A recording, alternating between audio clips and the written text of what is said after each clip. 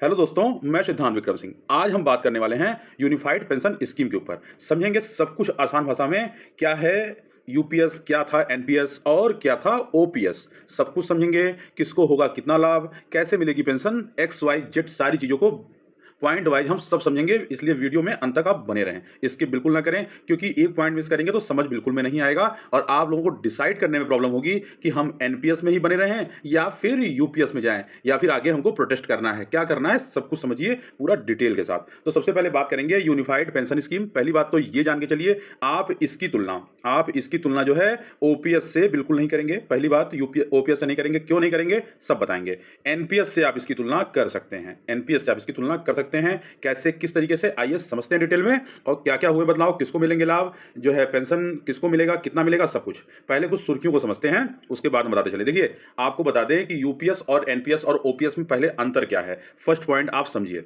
पहले क्या है कि ओपीएस में जो है योगदान जो होता था सरकार का, वो पूरा योगदान सरकार का होता था। फिर बाद में आया एनपीएस, जिसे बोलते हैं न्यू पेंशन स्कीम। उसके तहत बराबर बराबर योगदान कर्मचारियों का और बराबर योगदान आपका सरकार का हुआ। उसके बाद अब जो यूपीएस, जिसे बोलते हैं यूनिफाइड पेंशन स्कीम, इसमें क्या रहेगा, इसमें 10% का योगदान जो है आपको देना होगा और 18.5% का योगदान जो है अब सरकार करेगी। तो आपका 10% का ही योगदान रहेगा और ये 18.5% का जो योगदान है, इसकी समीक्षा हर 3 साल पे की जाएगी कि इसको बढ़ाने की जरूरत है कि नहीं। एक बात और, 10% जो आप लोग का फिक्स है, ये नहीं बढ़ाया जाएगा, इस पर कोई विचार नहीं रहेगा। ये जितना रहेगा वो एज इट इज रहेगा, ठीक है। अब इसकी एक एक पहलू को हम लोग बहुत आराम से समझेंगे। तो ओपीएस में क्या देखें आप कि सरकार का पूरा योगदान होता था। एनपीएस में आप आए तो उसमें सरकार और आपका योगदान बराबर होता था। और जब आप यूपीएस में जा रहे हैं तो इसमें 10% का योगदान आपका है और 18.5% का योगदान सरकार का है। तो इस तरीके से है। अब किसको कितना पेंशन मिलेगा, क्या आपको महंगाई भत्ता मिलेगा, सारी चीजों को समझेंगे।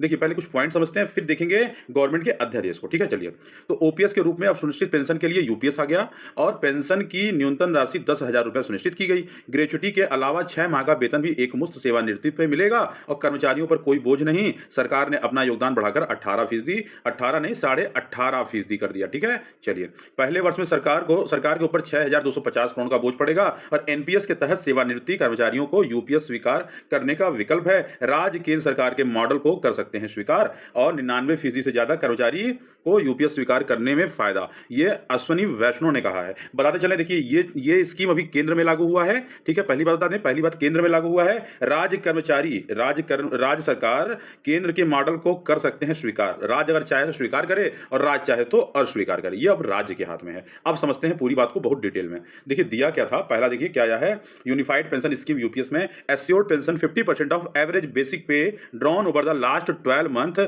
Period to superannuation for the minimum qualifying service of 25 year, ठीक है। और देखिए, बता दें इसमें क्या चीज कहा गया है कि जब आपका रिटायरमेंट रहेगा, उस साल की जो लास्ट के 12 महीने की जो आपकी सैलरी रहेगी, लास्ट की जो 12 महीने की सैलरी रहेगी, उसका एक एवरेज निकाला जाएगा और उस एवरेज पे जो एवरेज आएगा, उस एवरेज का 50% आपका जो बेसिक पे होगा, उसका 50% आपका पेंशन बनेगा। इस बात को आप लोग समझ गए होंगे। तो जो लास्ट जो 12 मंथों का, मान लीजिए आप रिटायर होने वाले हैं जनवरी 2025 में रिटायर होने वाले हैं, तो जनवरी 2024 से जनवरी 2025 तक का जो आपका वेतन है, उसका एक एवरेज सारे वेतन का निकाला जाएगा, ठीक है। और निकालने के बाद उसका 50% आपको पेंशन के रूप में दिया जाएगा, ठीक है। इसको समझिएगा। उसके बाद बात किया गया है कि जो है 10 ईयर ऑफ सर्विस, अगर आप लेजर सर्विस, मतलब आप कम सर्विस करते हैं, up to a minimum of 10 years of service, मतलब अगर आप 10 साल में रिटायर हो जाते हैं, अगर आप 10 साल सर्विस देते हैं, 10 साल में ही रिटायर हो जाते हैं, तब भी आपको जो है पेंशन मिलेगी। घबराने की जरूरत नहीं है, ठगा महसूस करने की जरूरत बिल्कुल नहीं है आप लोगों को। तो आप लोगों को भी जो है एक एश्योर्ड पेंशन मिलेगी, इसकी गारंटी सरकार ने दी है। आइए और समझते हैं कितनी मिलेगी, ये भी बताते चले। 10,000 रुपए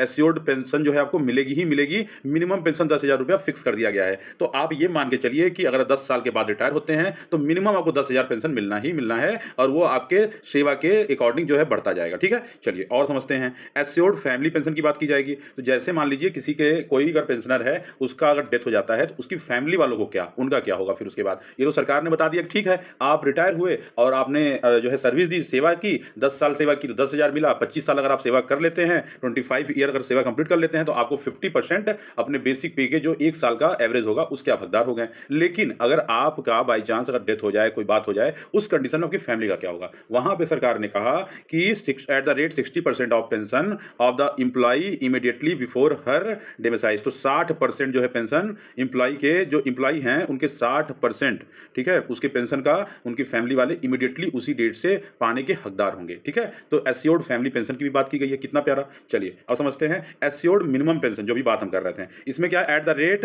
10,000 per month on the super announce after minimum 10 year of service. अगर आप 10 साल की सर्विस कंप्लीट कर लेते हैं तो 10,000 रुपए आप एस्योर्ड पेंशन पाने के हकदार बन जाते हैं। तो आप बिल्कुल ठगा महसूस ना करें, आपको पेंशन मिलेगी। ठीक है, चलिए और समझते हैं इन्फ्लेशन इंडेक्स के बारे में बात करते हैं। इसमें क्या है, on assured pension, on assured family pension and assured minimum pension dearness relief. ठीक है, डियरेंस रिलीफ की बात यहाँ की गई है, डीआर। ठीक है, relief based on all India consumer price index for the industrial workers AICPI-IW as in case of serving employees. तो इसमें बात किया गया है कि जैसे आज तक आप लोग देखते आए हैं ओपीएस वगैरह में कि जब डीआरएस अलाउंस बढ़ता है, डीए बढ़ता है, डीए हाइक होता है, तो उनको भी उसका लाभ मिलता है। डीए जो हम लोग कैसे मापते हैं, तो इसमें बताया गया है कि all India consumer price index on the industrial workers के बिहाफ पे डीए बढ़ता है। ये तो पता ही होगा आप लोगों को कि डीए बढ़ने का जो इंडेक्स जो बढ़ाने का जो होता है ना कि 3% डीए बढ़ गया, 4% डीए बढ़ गया, तो जो है AICPI-IW का जो करंट प्राइस होता है उसी के अकॉर्डिंग जो है, उसकी वैल्यू के अकॉर्डिंग जो है आपका डीए बढ़ता है। ठीक है, तो इसमें बताया गया है कि सेम सारी चीजें आपको